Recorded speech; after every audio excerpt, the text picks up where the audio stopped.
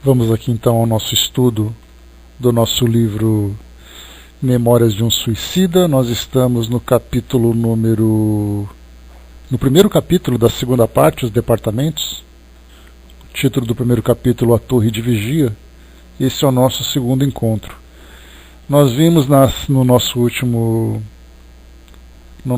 encontro aquela conversa, né, que Teócrito, o diretor do hospital, teve com todos os internos, né, que faziam parte daquele grupo de Camilo, dando então a eles a notícia da alta que receberiam desse tratamento, e depois enchendo de esperanças, né, e já preparados também para a viagem, né, para o passeio que eles poderiam fazer ao plano físico, visitando suas famílias e tudo mais, mas sem antes, né, sem que antes eles não façam um reconhecimento sobre a estrutura do hospital, conhecendo seus departamentos, conhecendo ali, né, o isolamento, o manicômio, né, e outros setores também, para que eles possam ter uma compreensão clara da realidade dos espíritos que chegam no plano espiritual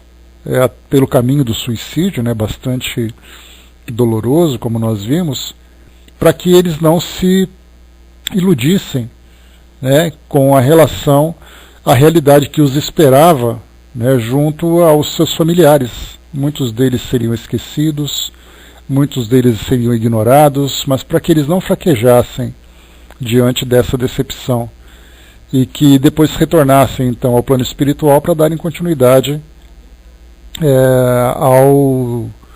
ao processo, né, de crescimento e reabilitação que eles estavam vivendo. Vimos aqui também, no final, um dos amigos, né, que faziam parte desse grupo, que era exatamente aqui o nosso Mário Sobral, que vendo todos eles motivados, otimistas, né, esperançosos, dessa nova fase do tratamento que eles vivenciariam, né, que, como foi colocado para nós, a primeira parte, que seria aquela do tratamento para reconstrução perispiritual, podemos chamar assim, já tinha sido concluída, mas a parte psíquica moral ainda continuava em processo de trabalho e de desenvolvimento. Então Mário Sobral, vendo os amigos todos nessa condição de um pensamento mais otimista, ele mostrou então ainda, né, um pessimismo muito grande, porque a forma como ele viveu, né, os últimos momentos de sua vida, né, assassinando aquela que era sua companheira e depois cometendo suicídio, ainda provocava nele, né, uma repercussão bastante dolorosa. Então ele sentia, por exemplo, as mãos desaparecendo. Ele não sentia mais as mãos. É como se elas estivessem então elas estavam, na verdade, né, sendo suprimidas pela sua consciência. E a sua reencarnação, então, como foi colocado para ele, seria exatamente sem as duas mãos, devido ao erro que ele praticou. E depois aqui então, né, continuando aqui, depois dessa lamentação que ele comentou, foi colocado para nós então, né, as lágrimas correram em borbotões, interceptando-lhe a palavra, e nuvem comovedora recobriu de tristeza o ar sereno da mansão das rosas. Aliás, a satisfação que visitara nosso íntimo naquela manhã originara-se tão somente do fato de havermos causado alegrias a Teócrito com o progresso conquistado durante aqueles 3 anos de internação. Aqui agora iniciando o nosso estudo de hoje, né, do texto de hoje. Carlos e Roberto de Canaleiras prontificaram-se a acompanhar-nos na visita de instrução sugerida pelo experiente diretor do departamento hospitalar. Opináramos por iniciá-la justamente da Torre de Vigia, que, qual fortaleza invencível em plena região bárbara do invisível, defendia um posto avançado de vigilância contra investidas nocivas de múltiplos gêneros, visto que até as emanações mentais inferiores provindas do exterior eram ali combatidas como as piores invasões a se temerem. Aqui nós entramos então numa descrição de uma estrutura do plano espiritual para proteger então aqueles espíritos contra não apenas aos ataques diretos de outros espíritos que, pelo simples prazer, né, de provocar o tumulto, de provocar desordem naquela comunidade, mas também das próprias vibrações que atingiram aquele lugar. E aí então nós começamos a entrar num campo que é desconhecido para nós. De que forma que nós podemos combater o pensamento, as vibrações que são emanadas do pensamento? De que forma que os espíritos ali entram em conflito uns com os outros e de que forma que isso é combatido? Então nós veremos aqui uma descrição apenas a título de conhecimento, mas que para nós ainda é difícil, né, traçar um paralelo sobre aquilo que nós vivemos aqui no mundo físico com aquilo que se vive no mundo espiritual. Continua. A extensão a percorrer era grande. Um carro singelo e alígero recolheu-nos, pois não vislumbráramos sequer, até então, a possibilidade de nos impulsionarmos com o pensamento, praticando a volitação. Aqui também um detalhe importante, que os espíritos, então, adaptados à realidade do mundo espiritual, adaptando-se à realidade do mundo espiritual, não conseguem ter essa desenvoltura, essa liberdade, né, que geralmente nós vemos em muitas passagens, né, da literatura espírita. Então os espíritos aprendem inicialmente a trabalhar mentalmente para terem essa leveza, essa facilidade de deslocamento, de, por exemplo, né, se mobilizarem com a velocidade do pensamento, que é aquilo que os espíritos trazem através de Kardec lá pelo Livro dos Espíritos. Então, enquanto isso não é possível, nós veremos aqui então esses veículos que auxiliam nesse transporte, que também, né, como já comentamos, esse é um tema bastante controverso dentro do meio espírita, né, já que existem muitos daqueles que pensam exatamente que não é possível se ter essa estrutura, já que o mundo espiritual ele é simplesmente um mundo mental, um mundo moral, e não um mundo fluídico como nós vemos. Então é colocado para nós, mais uma vez, né? Então, pois não vislumbráramos sequer até então a possibilidade de nos impulsionarmos com o pensamento, praticando a volitação. A certa altura da viagem, quando já bem distanciados do pavilhão indiano, respondendo a certa confidência de Mário Sobral, ouvimos que Roberto dizia: o desânimo é mau conselheiro, amigo Sobral. Será de bom aviso meditares serenamente no alvitre fornecido pela experiência de irmão Teócrito. Aparentemente é um conselho trivial e inexpressivo, mas fica sabendo que encerra sabedoria profunda e representa a chave áurea com que descerrará as barreiras que se te afiguram existir nas estradas para a reabilitação. Que importa, aliás, uma existência de 30, 60 anos de sacrifícios, em a qual o corpo carnal poderá ser mutilado, se através dela que reconquistaremos a honra espiritual, a paz que nos falta consciência, no ensejo para a realização salvadora, que nos identificará com a lei que infringimos.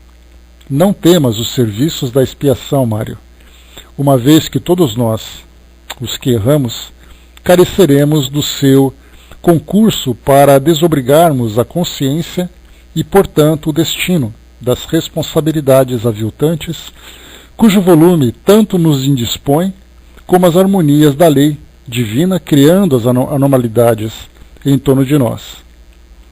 Tens o futuro diante de ti, a fim de auxiliar-te na renovação moral de que necessitas. Ele afirmará o teu raciocínio, se te quiseres dar ao trabalho de ilações prudentes e sérias, que poderás expungir a alma, o reflexo da alma, o reflexo humilhante das más ações com a interferência dos deveres santificadores. Se, portanto, é necessário renovar a experiência terrena com o corpo mutilado, a fim de que aprendas nas dificuldades daí originadas a te servires de todo o conjunto do entorno carnal somente em sentido dignificante, não vaciles, enfrenta o sacrifício, pois estás convencido de que erraste, e por isso certamente entenderás justo o assumires a responsabilidade dos atos que praticaste em detrimento de tua própria individualidade, pois a honra espiritual e a dignidade moral do espírito assim o exigem. E se a tempo souberes clarear o teu ser com os resplendores da confiança em Deus, da esperança na sua paternal bondade, alimentando-o de coragem e resignação, certo de que jamais te abandonará das asperidades do caminho reparador, o amor daquele Pai não condena e sim ajuda a sua criatura a se erguer no abismo em que se deixou resvalar. Poderás mesmo sorrir à desgraça, deparar encantos ao longo do calvário que palmilharás. Então essa aqui, o aconselhamento que foi passado por Roberto a Mário Sobral, para que ele não perdesse a esperança, mas enfrentasse com coragem, sabendo das responsabilidades que ele assumiu diante dos atos que ele praticou, mas que através dessa coragem ele conseguiria então superar esse resgate tão difícil e depois alcançar esses esplendores que aqui foi prometido. A veemência com que o jovem doutor emitira suas abalizadas advertências parecera reanimar nosso mísero comparsa, que silenciou, mostrando-se sereno o resto do dia. Eis, porém, que ao longe entreviam-se os sugestivos aldeamentos do departamento a que pertencíamos. Pensativo, murmurei, sem prever que seria compreendido. Em que recanto desses encontrar-se-á o pobre Jerônimo? Lembramos do Jerônimo, que é aquele nosso personagem que fez aquela visita, entre aspas, forçada, junto à família, encontrando a esposa e a filha no cais, ali lidando com prostituição e outras práticas bastante equivocadas, e o filho então no presídio. E o que nós vimos ali foi o espírito entrando num processo de desequilíbrio profundo. E aí então foi levado para o isolamento, já que pelo seu grau de perturbação ele não tinha condições de se manter junto àquele grupo, porque ele causaria nesse caso um desequilíbrio naqueles que estavam passando por aquele trabalho de reabilitação. Responde então o Dr. Carlos de Canaleiras, vosso amigo Jerônimo de Araújo Silveira encontra-se acolá, detido no isolamento, retorquiu Carlos de Canaleiras, como infrator que foi dos regulamentos hospitalares, porque o regulamento era exatamente para que ele se mantivesse internado durante aquele período até que ele tivesse condições de lidar com essas lembranças, com aquelas realidades com que ele se depararia. Mas aí então, insistindo no desejo que ele tinha de ver sua família, ele acabou provocando então esse desequilíbrio. Então por isso ele acabou entrando para esse isolamento. Por que dão a essa dependência a designação de isolamento? Interpelou Mário receosamente. Porque para ali são enviados aqueles cujo procedimento se contrapõe às disciplinas exigidas pelos regulamentos do hospital, os inconformados que abusariam da liberdade, sem serem, todavia, verdadeiros rebeldes. Será uma como prisão. Repugna, porém, esse vocábulo humilhante aos diretores da colônia, e que, ademais, não traduziria a verdadeira natureza da finalidade a que se destina, como ainda há vez de verificar. Jerônimo encontra, pois, detido? Perfeitamente, a seu próprio benefício e para o bem daqueles a quem ama. Mário agitou-se impressionado, voltando a perquirir. Como é possível compreender-se, doutor de Canaleiras, que Jerônimo, esposo amantíssimo, pai extremoso, se encontre preso, enquanto eu, 2, 3, 10 vezes criminoso, permaneço entre bons amigos? És um espírito sinceramente arrependido, Mário, que te deixas aconselhar pelos responsáveis por tua tutela diante de Maria, que desejas ser devidamente guiado a normas salvadoras, disposto que te mostres aos mais rudes sacrifícios, a fim de apagar o passado culposo, enquanto que Jerônimo obsidiou-se com a inconformidade e a incompreensão, apegando-se intransigentemente a todas as recordações do passado, cuja perda lamenta e do qual vive sem forças para esquecê-lo, avesso à cogitação de elementos para suavizar a situação, que seria bem outra, se desse a prudência da resignação. Aliás, não estivesse longos anos prisioneiro das trevas sinistras do vale, cativo em desesperos, amargando o peso férreo que te esmagava a consciência? Colocado aqui, né? Não estiveste longos anos prisioneiro das trevas sinistras? E porventura não te conservas moralmente cativo de si mesmo, pois tua mente desgostosa e inconsolável não proíbe ao teu coração ao teu entendimento toda e qualquer satisfação? Surpreende-me verificar que, quando morremos, podemos sofrer, entre muitas coisas inesperadas e surpreendentes, o fato de nos vermos arremessados em uma enxovia. Murmurei contrariado com a novidade, que se me figurou absurda. Carlos, porém, delicada e bondosamente, conquistou-me o raciocínio como conquistar ao coração, apenas com essa sensata e lógica exposição. Em primeiro lugar, Camilo, és tu que te referes à enxovia, quando eu apenas tratei de um isolamento, pois o vocábulo prisão tornava-se impróprio para a finalidade que ali se verifica. Em segundo lugar, convide todos vós que não deveria constituir surpresa a existência de prisões aqui, no além-túmulo. Fostes homens de muitas letras, pensadores eruditos, profundos dialéticos, e tal ignorância se torna notável justamente por serdes esclarecidos.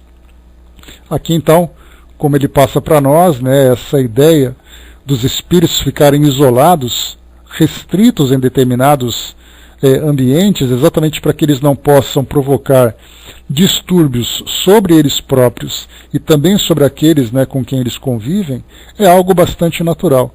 Da mesma forma que nós encontramos aqui no mundo físico locais de isolamento, não apenas dentro de hospitais, mas também em próprios presídios, né, cada um ali com a sua função, no plano espiritual não seria diferente, já que nós lidamos com consciências, com personalidades que agem de acordo com o livre-arbítrio. Então, em nome do equilíbrio, da ordem, também há essas circunstâncias, né, de restrições para esses espíritos. Pensamos aqui muitas vezes, depois que chegamos a compreender as atuações gerais dos espíritos desencarnados inferiores, sobre o que seria a humanidade terrestre se não existissem repressões nas sociedades espirituais. Uma vez que, mesmo havendo-as, hordas sinistras de malfeitores do plano invisível atacam a todas as horas os homens incaustos que lhe favorecem o acesso, contribuindo para suas quedas e para a desordem entre as nações. Na Terra, há quem não ignore a realidade que acabais de descobrir aqui, e que tanto parece desgostar-vos. Jesus referiu-se a esse importante fato várias vezes, e até mesmo aventou a possibilidade de se atar o delinquente de pés e mãos. As religiões insistem em apregoar tão sombrio ensinamento, e, conquanto o façam imperfeitamente, nem por isso deixam de prever uma realidade. Por sua vez, a terceira revelação, que na Terra há já alguns anos vem apresentando extensas reportagens do mundo invisível, põe a descoberto para o entendimento de qualquer inteligência impressionantes pormenores a respeito da palpitante realidade que até mesmo os povos mais antigos aceitavam e compreendiam na sua justa expressão como verdades dignas de respeito. Se vos surpreendeis neste momento com a informação de que o vosso amigo se encontra detido no isolamento dos rebeldes, será porque nunca vos preocupastes com assuntos realmente sérios, preferindo nortear vossos peregrinos dotes intelectuais para os declives das frivolidades iniprodutivas, próprias das sociedades humanas que se comprazem na ociosidade mental, na inércia, no comodismo intelectual.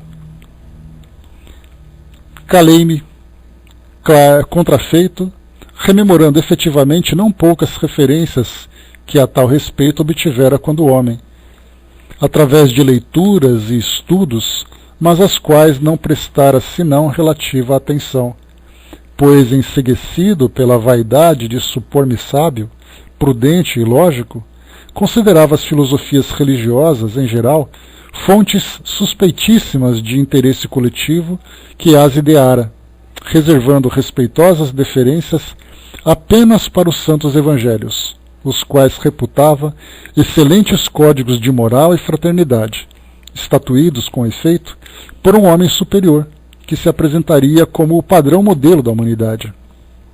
Porém, excessivamente místico para poder ser imitado por criaturas em choques perenes com esmagadores obstáculos, tanto que para meu doentio entendimento, virulado pela ignorância presunçosa, que, fora do meu próprio âmbito, azedado pelo orgulho, só trevas pode deparar, falira ele próprio na prática das normas áureas que expusera, pois deixara-se vencer num patíbulo infamante, enquanto a humanidade continuou resvalando para a sequência de insondáveis abismos. Então aqui mostrando que eles tiveram oportunidade de ter essa compreensão do plano espiritual, mas acabaram fazendo uma interpretação equivocada.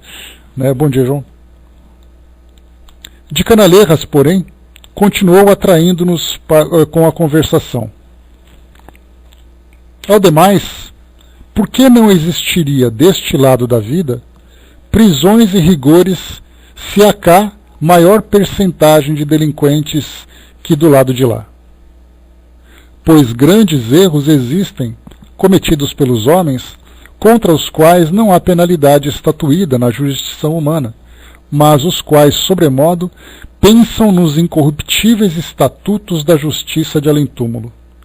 Outro sim, quantos crimes deixam de receber corretivos na terra, não obstante haver para eles penalidades na mesma jurisdição terrena? Ou pensais que poderia o homem viver a revestiça ao sabor das próprias inconveniências? Porventura, julgais que a morte transforma em bem-aventurados a quantos se excederam na prática de desatinos no mundo material? Enganai-vos. O homem que viveu como ímpio, desafiando diariamente as leis divinas com atos desarmoniosos em favor de si mesmo, do próximo e da sociedade, em chocante desrespeito ao futuro espiritual que o aguarda, entrará como ímpio, como réu que é, no mundo das realidades, onde será punido pelas consequências lógicas e irremediáveis das causas que criou. Daí, o que vedes aqui, ou em outras regiões em que prolifere o elemento espiritual inferior, e também o próprio cenário terreno, porquanto a Terra oferece jurisdição divina, campos vastíssimos para o exercício das penalidades necessárias aos seus réus, acúmulo de sofrimento, lutas árduas, incontáveis no sentido de apagar as consequências, culpadas e aos fogos dos remorsos alucinadores. E como nas instâncias sombrias do invisível só ingressam espíritos criminosos a se julgarem ainda homens, voluntariosos e prepotentes, querendo continuar a agir em prejuízo do próximo e de si mesmo, a necessidade de rigores se impõe, como na sociedade terrena sucede com aqueles que infringem as leis humanas, pois é bom, saibais, que as organizações terrestres são cópias imperfeitas das instituições modelares da espiritualidade. Esse esclarecimento ele é interessante, porque quando se fala que nós copiamos aquilo que existe no mundo espiritual, Nós falamos nas várias esferas de ações da nossa sociedade.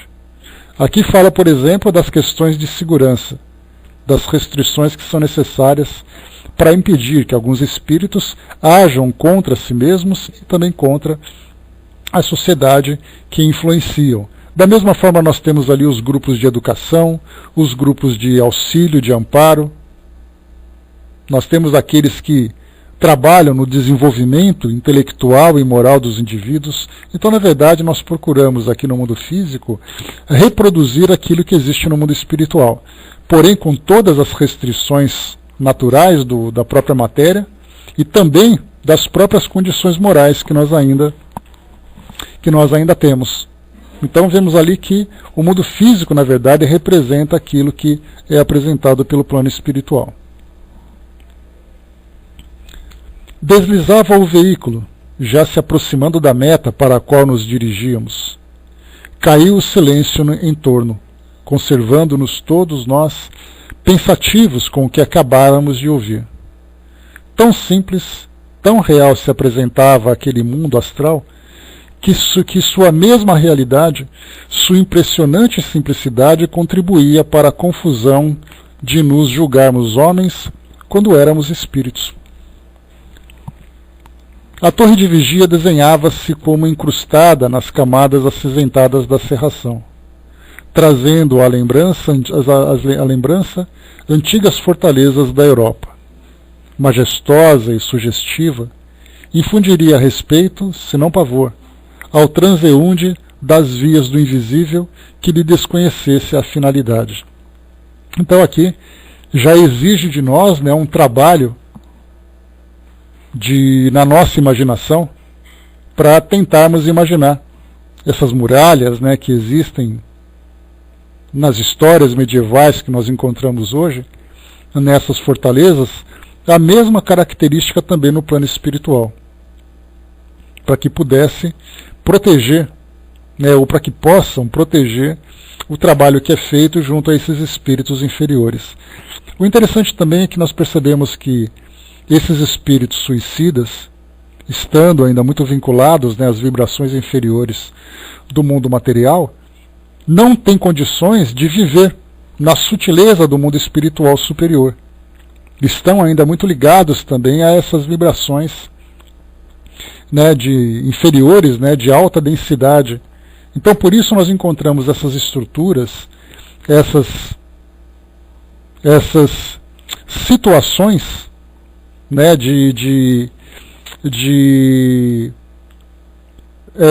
fluídica, moral, de comportamento como consequência. Então eles estão ali todos presos naquela dimensão, até que gradativamente eles vão se elevando. Então o que nós percebemos ali? Ao estudarmos tantas e tantas obras que mostram espíritos nas mais variadas condições, nós encontraremos também ambientes compatíveis com a natureza desses espíritos. Isso porque, como nós vimos aqui, em outras obras também, nós veremos nas obras de André Luiz, por exemplo, no próprio livro Libertação, onde lidaremos ali com espíritos altamente inferiores, que trazem para nós ali descrições dos ambientes mais perturbados. Isso é o que chega para nós. Dá para a gente imaginar, por exemplo, aquilo que não chega. Aquilo que nós estamos, podemos dizer assim, protegidos dessas descrições. E da mesma forma também nós temos ali as descrições dos ambientes mais elevados, que são aqueles ambientes que mostram os espíritos mais desenvolvidos, mais equilibrados, e ainda assim mostram para nós apenas ali alguns detalhes dessas camadas superiores. Também não temos compreensão nem daquilo que é muito, nem daquilo que é pouco, apenas aquilo que é compatível com a nossa própria natureza. Quando se fala sobre o que aprenderiam os espíritos que vivem em camadas mais elevadas do plano espiritual, pensar, por exemplo, o que é revelado para espíritos, por exemplo, como Joana de Ângeles, como Dr. Bezerra de Menezes, como Emmanuel, o que esses espíritos conhecem do plano espiritual superior? O que para nós é onde eles vivem, para eles, então, a compreensão é de algo muito mais elevado. e, obviamente, pelo trabalho que realizam, também têm contato com aquilo que existe de mais inferior, já que é ali que é feito um trabalho mais intenso, principalmente por esses espíritos mais gabaritados. Enquanto nós estamos ali simplesmente vivendo naquela nossa faixa de existência dentro daquele padrão moral que nós ainda temos hoje.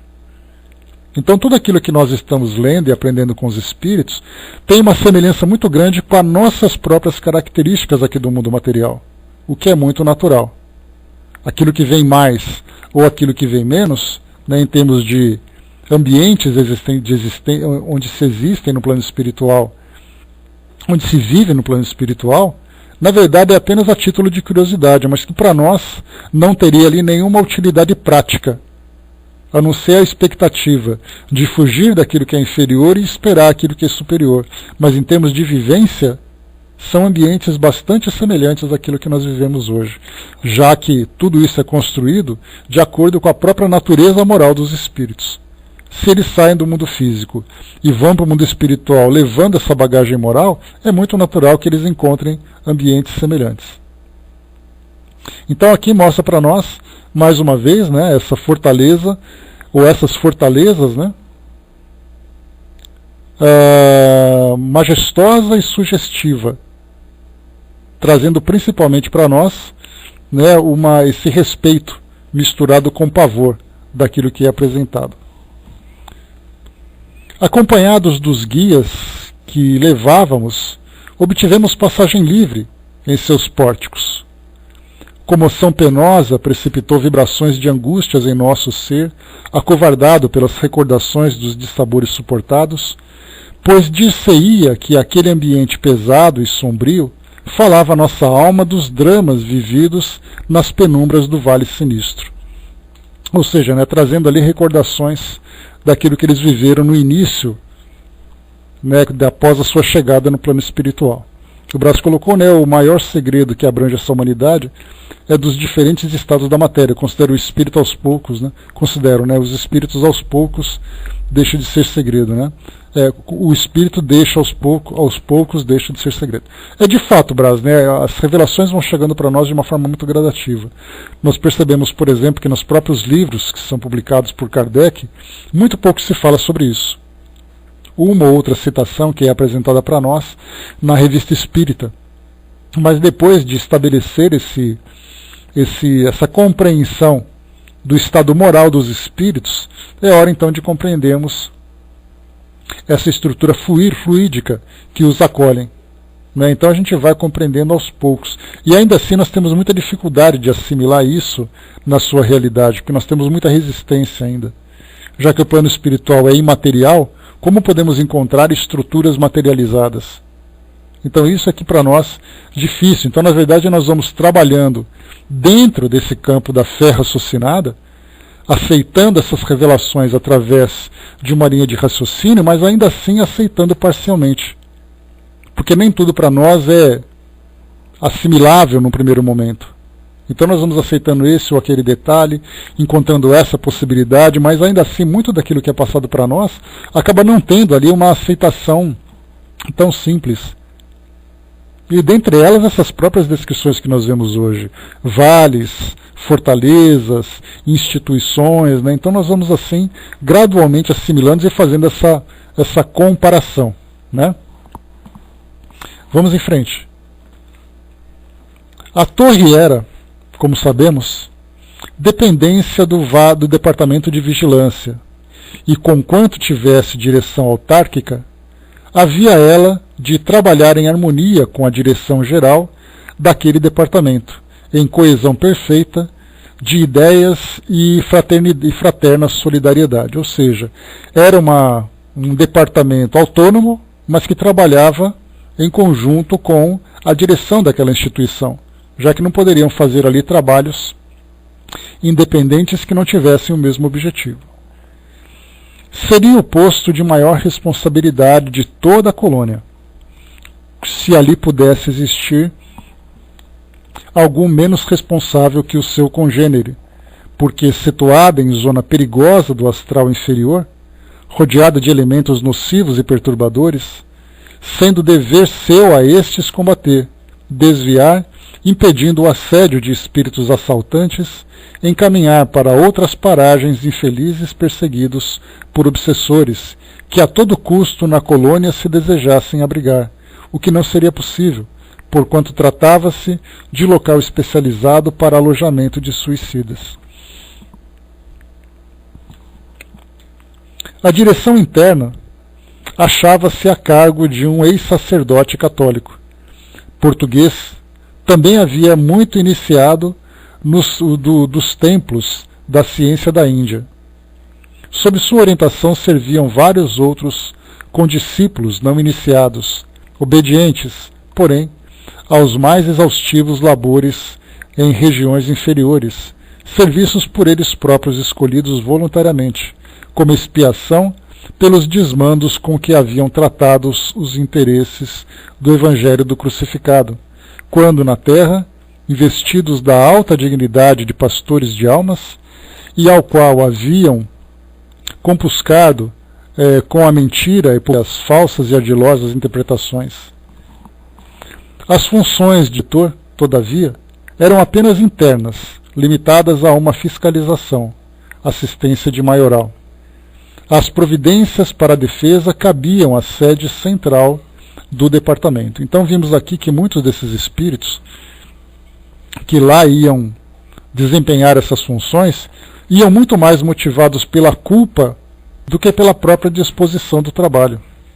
Isso porque, quando viam pelos erros, que cometeram no passado, no mundo físico, quando estavam encarnados, chegavam no plano espiritual vendo erros, então eles se colocavam nesses trabalhos, que nós podemos chamar assim de lugares bastante insalubres dentro do campo moral, do campo mental.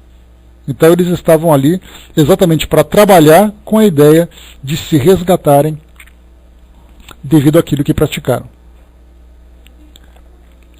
Recebidos por assistentes amáveis, fomos imediatamente conduzidos à sala da diretoria e apresentados por nossos bons amigos de Canaleiras, os quais, por sua vez, apresentaram a credencial fornecida por Teócrito, solicitando a visita que tanto convinha aos grupos que iniciavam instrução. Bosamente acolhido, fomos saudados em nome do mestre dos mestres e da guardiã da legião, tendo ainda o diretor apresentado bons votos pelo nosso restabelecimento completo e consequente progresso. Encantados, notamos não existir superficialidade ou afetação social nas maneiras daqueles que nos falavam. Ao contrário, a simplicidade e as formosas expressões de vera solidariedade irradiavam indefiníveis atrativos, cativando grandemente. Concertado o programa da visita entre nossos guias e o diretor, Padre Anselmo de Santa Maria não se perdeu tempo em conversações ociosas, iniciando imediatamente o digno dirigente importantes explicações enquanto caminhávamos, demandando os pavimentos superiores. Não nos furtaremos ao grato dever de concluir esse capítulo com os informes colhidos durante a curiosa visita. Principiarei por esclarecer, meus queridos amigos, ia dizendo o Padre Anselmo, enquanto subíamos a torre de vigia. Enquanto subíamos, que a torre de vigia, no momento, acumula afazeres dada a circunstância de ainda não se encontrar nosso instituto definitivamente estabelecido. A carência de trabalhadores especializados e todos os nossos se encontram sobrecarregados, desdobrando-se em atividades múltiplas. Nós, por exemplo, os da torre, atendemos a casos tão variados quanto espinhosos, como vereis, diferentes mesmo da especialidade de que só deveríamos tratar. Havíamos, porém, alcançado o pavimento mais alto, pois nossa inspeção partiria em sentido inverso, isto é, do andar superior para os que lhe ficassem abaixo. Um salão circular vastíssimo, imerso em penumbra, como se as quintessências de que era construído se baseassem nos mais pesados exemplares que por ali existissem, surgiu à nossa frente, rodeado de cômodos bancos estofados, rodeado de cômodos bancos estofados. Portas largas, envidraçadas, estendiam-se em toda a circunferência, deixando ver o que se passava no interior de cada aposento. A convite do amável Cicerone, aproximava-nos das portas e examinávamos tanto quanto possível o interior, não nos sendo, porém, franqueada a entrada.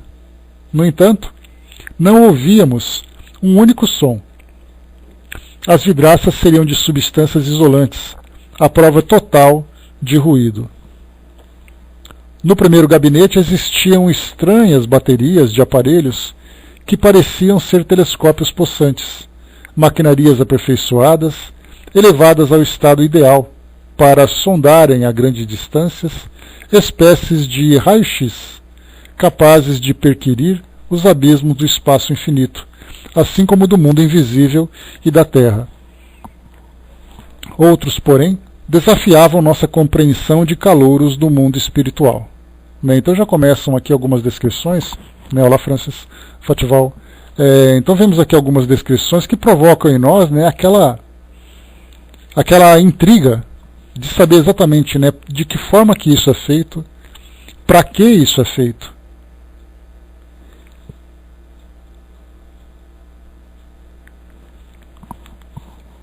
E até mesmo também da real necessidade desses aparelhos.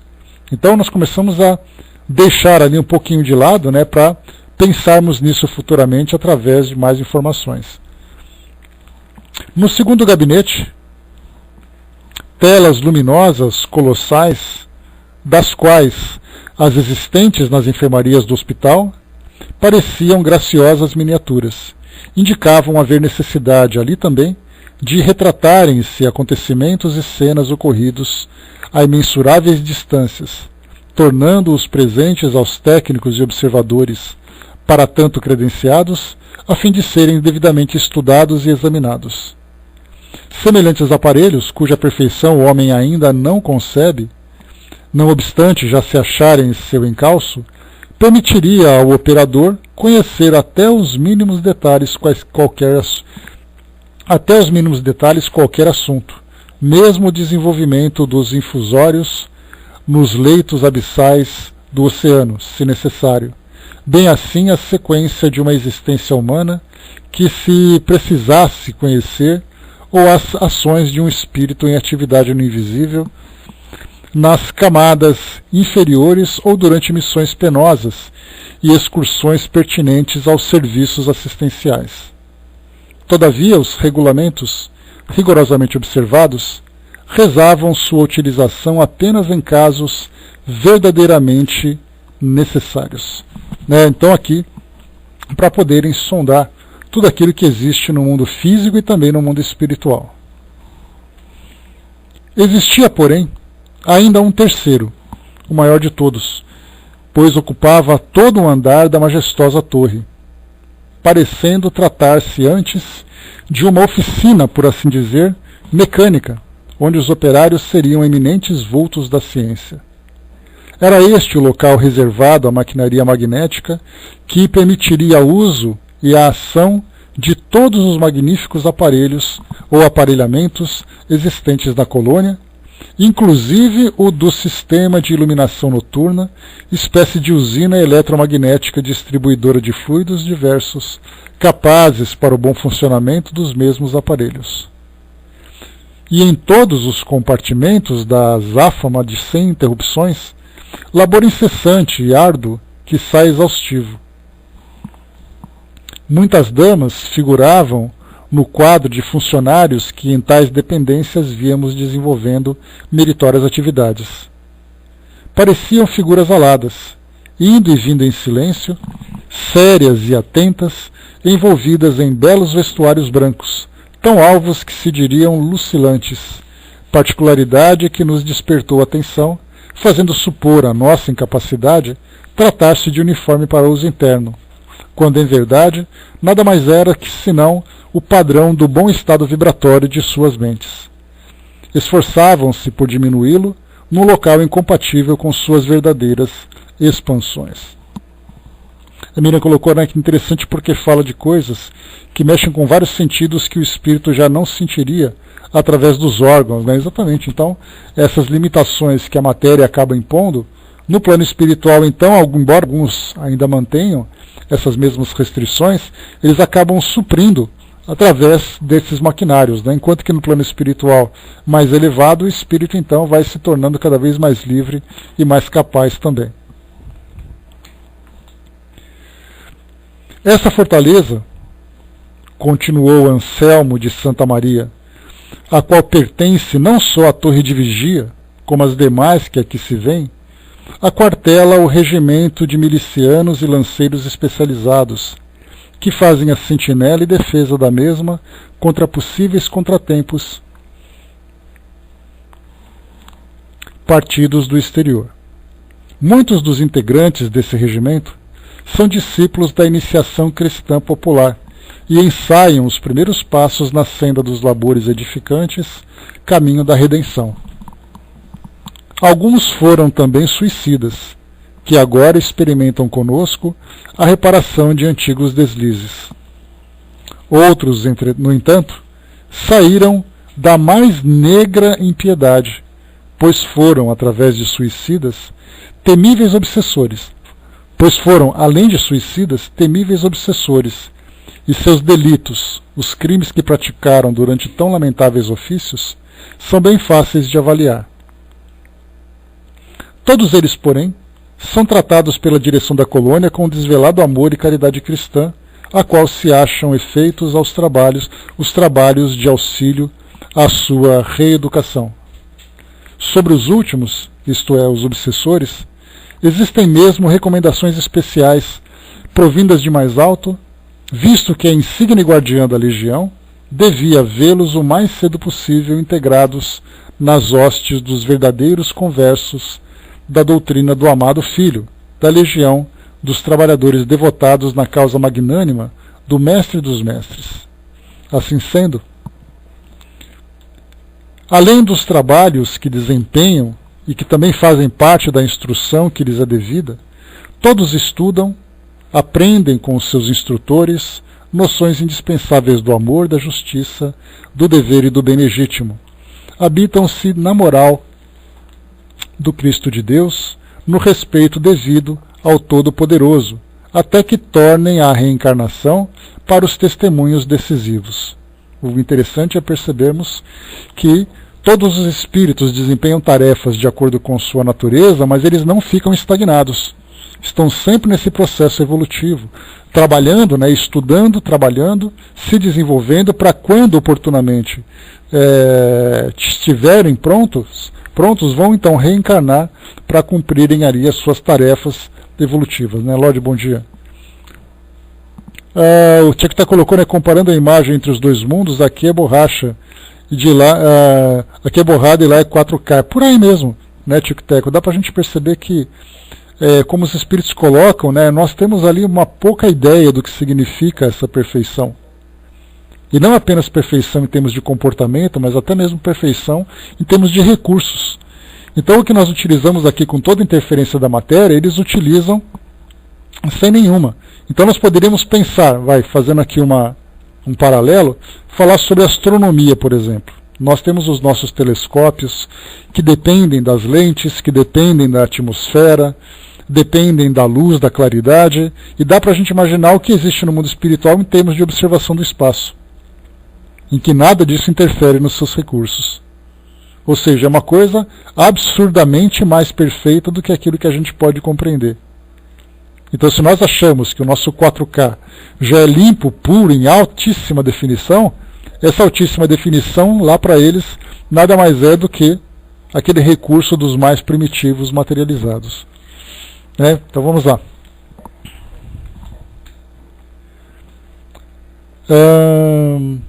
Não poderia deixar de fazer referência aos batalhões de lanceiros hindus, aqui também aquartelados, os quais voluntária e abnegadamente se decidiram se dedicam a servir de modelo para os recém-arrependidos, fiscalizando-os e cooperando conosco para a sua reabilitação, enquanto prestam outros inestimáveis concursos à direção do nosso Instituto. Esses hindus, antigos discípulos particulares dos iniciados aqui domiciliados, alguns já bastante encaminhados para a luz da verdade, são, como facilmente percebemos, o verdadeiro sustentáculo da ordem e da disciplina que mantém a paz entre os demais. Aqui, mais uma vez, a gente tem um depoimento que fala sobre esse grupo de espíritos que trabalham nessa área de segurança no plano espiritual. Mas quando nós falamos desses espíritos, nós generalizamos e parece que eles perdem um pouco da sua individualidade. Então, se nós pegarmos no meio daquela multidão, pegando, por exemplo, ali a imagem que nós temos hoje dos pelotões que são formados, né, que são ali, estão em formação aqui nos nossos quartéis. Então vemos ali simplesmente o pelotão, vemos ali um batalhão, uma companhia inteira, né, uma companhia e depois um batalhão inteiro dentro dessa hierarquia. Mas na verdade, se nós pegarmos um elemento que compõe esses batalhões, nós teremos ali uma história particular. Então fala, por exemplo, lanceiros hindus, indivíduos que trabalham e tal e que formam aquele grupo. Se nós pegarmos ele, né, sentarmos e dissermos, né, conta para nós a sua história. E então ele vai falar um pouco sobre as suas encarnações anteriores, vai falar um pouquinho sobre a sua última encarnação, sobre aquilo que ele aprendeu, deixou de aprender, as suas necessidades, seus sonhos, seus medos, suas frustrações. Então todos os espíritos não estão ali simplesmente de uma forma mecânica. São individualidades. Nós ouvimos, por exemplo, falar sobre os espíritos que trabalham nessas instituições de socorro. Hospitais, então falam de médicos, falam de enfermeiros, né, utilizando aqui as nossas expressões humanas. Mas na verdade nós temos ali indivíduos que também têm suas próprias histórias. Então jamais deixemos de pensar nisso. Que quando se fala sobre a dinâmica que acontece no plano espiritual, nós temos ali histórias e mais histórias sendo contadas. E cada um daqueles espíritos que desempenham aquela tarefa tem por propósito exatamente o seu próprio desenvolvimento espiritual. Continuando. Nossa vigilância há de ser incansável, rigorosa, minuciosa, dada a zona de desordens em que se encontra situada a nossa instância, avizinhando-se da Terra e desta recebendo seus múltiplos reflexos perturbadores. Das gargantas sinistras onde se localiza o vale em o qual aglomeramos nossos futuros hóspedes, das regiões inferiores onde prolifera o elemento maldoso proveniente das sociedades terrenas, e das estradas por onde perambuliam hordas endurecidas no mal, cuja preocupação é seduzir, bandeando para suas hostes espíritos incautos e inexperientes como vós.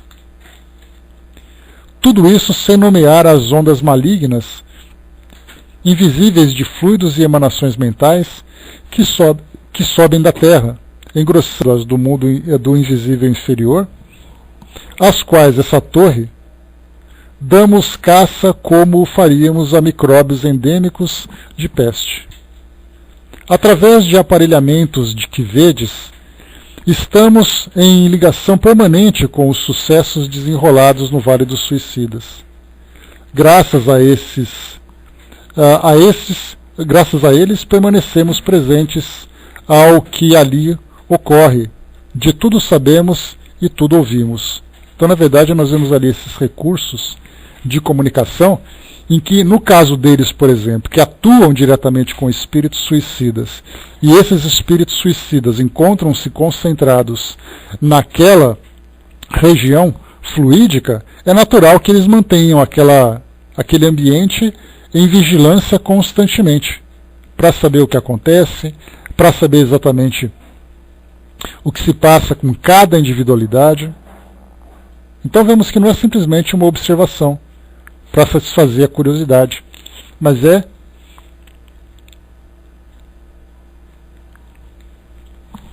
de fato ali uma vigilância constante para prestar auxílio para cada um desses espíritos. A gente até colocou, muitos espíritos ainda não entendem que o espírito desencarnado continua com cabeça, braços e pernas, né? Esquecem que só o barro volta ao barro, né? Então, na verdade, essa construção mental que nós temos dessa estrutura física que nós fazemos a partir da nossa mente, manipulando todos esses fluidos, né, nos coloca exatamente com essa mesma imagem, com essas mesmas características. Diz aqui ainda para nós: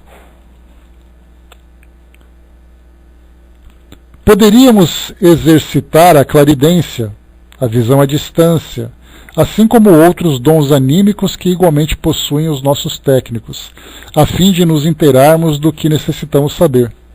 Pois temos, mesmo na torre, funcionários capazes de tão vultuoso quanto melindroso serviço, como aquelas operosas irmãs que acolá observamos, atentas no cumprimento do dever.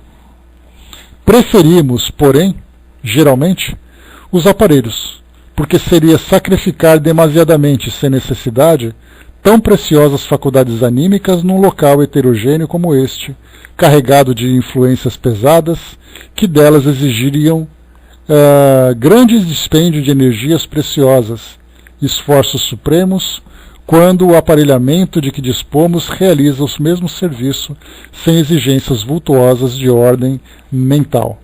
Né? Então, aqui ele fala sobre a capacidade que os espíritos têm, muitos desses espíritos que trabalham nesse ambiente, de através da mente estarem ali presentes, sondando, né, o que se passa com cada espírito, os ambientes, o seu estado mental, mas obviamente isso faria com que eles então estabelecessem uma conexão mente a mente. E da mesma forma que eles percebem aquilo que eles buscam, eles também sentem aquilo que nem sempre eles desejam. Então seria, na verdade, um grande gasto de energia, e ao mesmo tempo também se influenciariam com muita frequência devido ao estado mental e moral desses espíritos.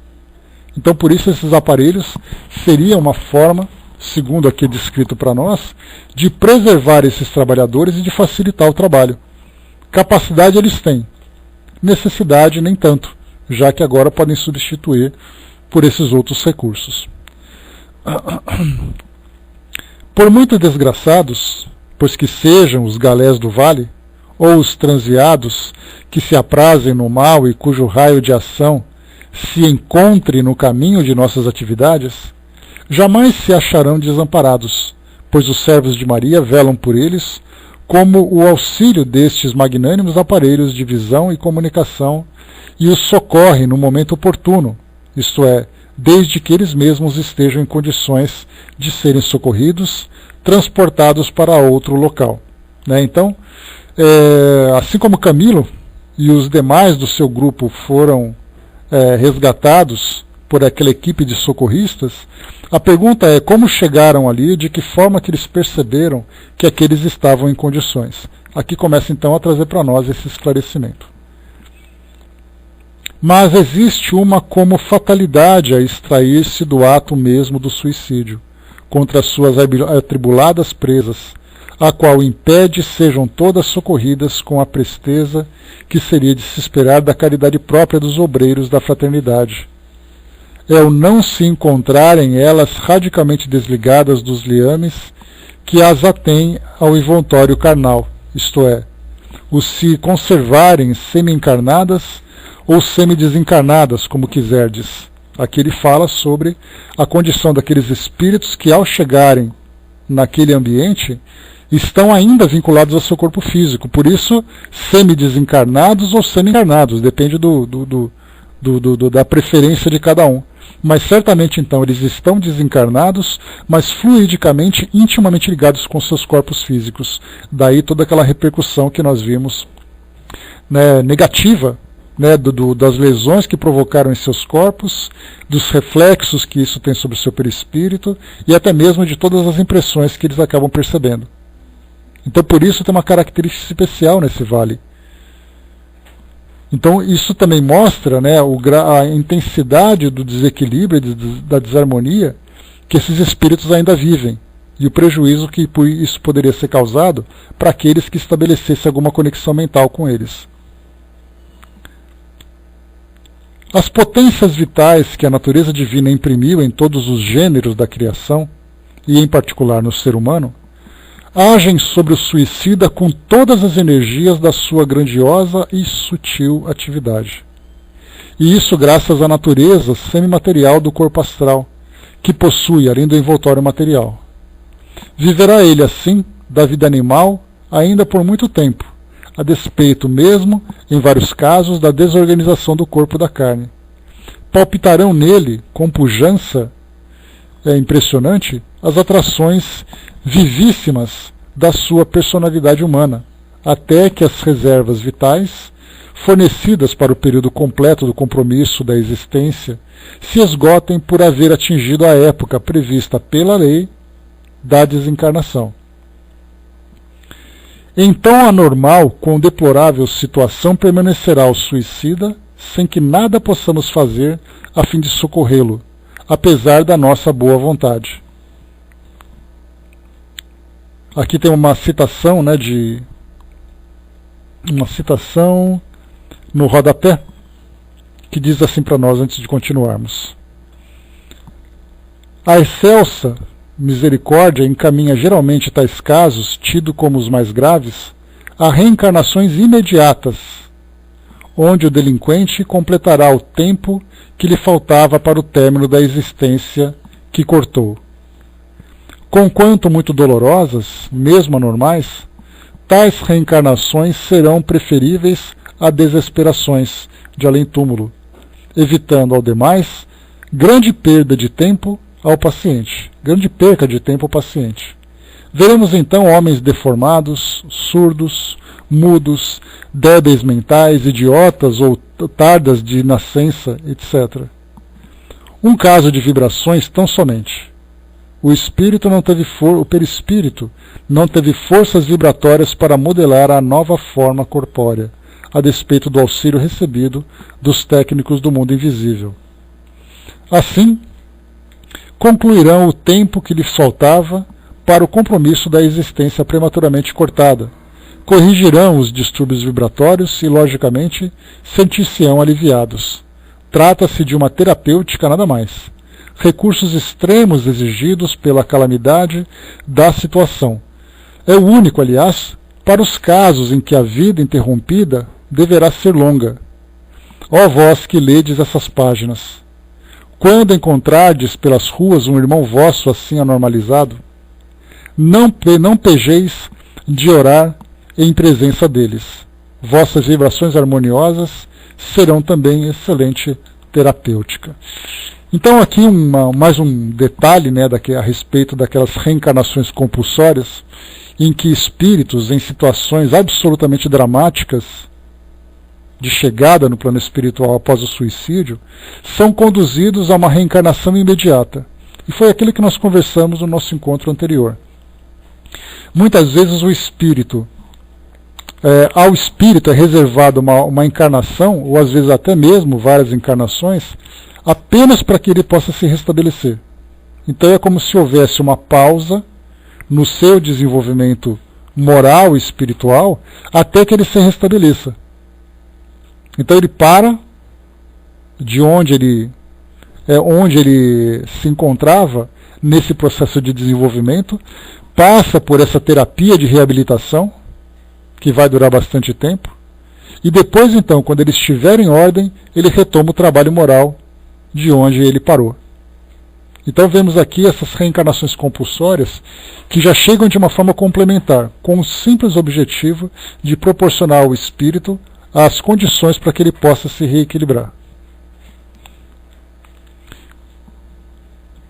Chegamos no final aqui do nosso estudo, vamos lá. Isso, meus filhos, assim é que é, e vós, mais do que ninguém, o sabeis. É de lei rigorosa, incorruptível, irremediável, porque perfeita e sábia, a nós cumprindo procurar compreendê-la e respeitá-la, para não nos infelicitarmos pelo intento que tivemos de violá-la. Daí a calamidade que sobrevém aos suicidas e a impossibilidade de abreviarmos os males que os afligem. O que lhes sucede é um efeito natural da causa por eles próprios criada, pois se colocaram na melindrosa situação de só o tempo poder auxiliá-los. O que é benefício deles, podemos tentar. Nós o tentamos sem medir sacrifícios. É de quando em vez, ou melhor, em ocasião justa e adequada, organizamos expedições de missionários voluntários que até seu inferno desçam a fim de encaminhá-los para esta instituição, onde são asilados e devidamente orientados para o respeito a Deus, de quem não se lembraram jamais. Quando homens, nos reunirmos para o futuro, para o cultivo de orações diárias em seu benefício, irradiando centelhas benéficas de nossas vibrações em torno de suas mentes superexcitadas, procurando abrandar as ardências dos sofrimentos que experimentam com suaves intuições de esperança. Se não se conservassem tão alucinados, sossobrados nos boqueirões da desesperança, da funesta descrença em Deus, na qual sempre se comprazeram, perceberiam os convites à oração que todas as tardes lhes dirigimos ao cair do crepúsculo, assim como as falas de encorajamento, intentando despertá-lo para o advento da confiança nos poderes misericordiosos do Pai Altíssimo, pois não devemos olvidar que tratamos com povos cristãos que mais ou menos se emocionam a recordar a infância distante, quando, ao pé da lareira, junto ao regaço materno, balbuciavam as doces frases da anunciação de Gabriel à Virgem de Nazaré, que receberia como filho o Redentor da humanidade. E nós nos vemos na preocupação de lançar mãos de todos os recursos lícitos para, de algum modo, enxugar as lágrimas desses míseros descrentes que se precipitaram em tão pavoroso abismo. Deixa eu ver aqui. Finalizarmos. Sempre que um condenado tiver extinguido, ou melhor, ou mesmo aliviado o carregamento de vitalidade animalizada, ou seja, ele fala aqui naquela carga fluídica, ou naquela carga de vitalidade que o indivíduo tem para cumprir a sua encarnação. Depois que ele comete o suicídio e essa carga continua ativa, é exatamente o que ele coloca. Sempre que um condenado tiver extinguido, ou mesmo aliviado, o carregamento de vitalidade animalizada, esteja ele sinceramente arrependido ou não, avisaremos o serviço de socorro da vigilância, o qual partirá imediatamente ao seu encontro, trazendo-o para a guarda da legião. Então, tal seja a sua condição moral, arrependido, revoltado, endurecido, será encaminhado por aquele departamento ao local que lhe competir, conforme já sabeis, o hospital, o isolamento, o manicômio e até para essas torres, pois, como dissemos, em virtude de ainda não nos acharmos devidamente instalados, acumulamos afazeres mantendo aqui mesmo postos auxiliares para custodiar grandes criminosos dos quais seja caçada a liberdade por demasiada permanência nas vias do erro, isto é, suicidas obsessores.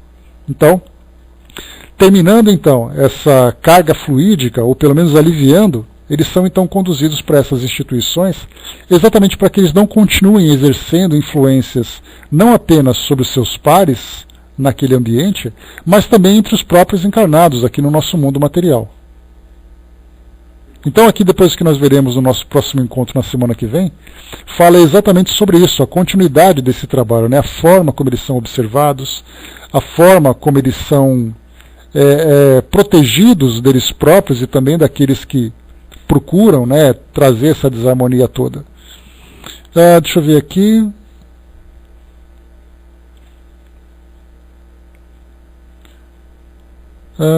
Tá, bom, então aqui página 128, que nós terminamos, né? Aqui nós vimos que são muitas leituras, né, descrições assim que vão se autoexplicando, por isso a gente vai avançando, né? Avançamos 8 páginas aqui na nossa leitura, né? Então, no próximo encontro, a partir da 128, nós continuaremos trazendo ainda nessas descrições daquilo que os espíritos vivenciam nessa esfera de vibração, né, lidando com esses espíritos.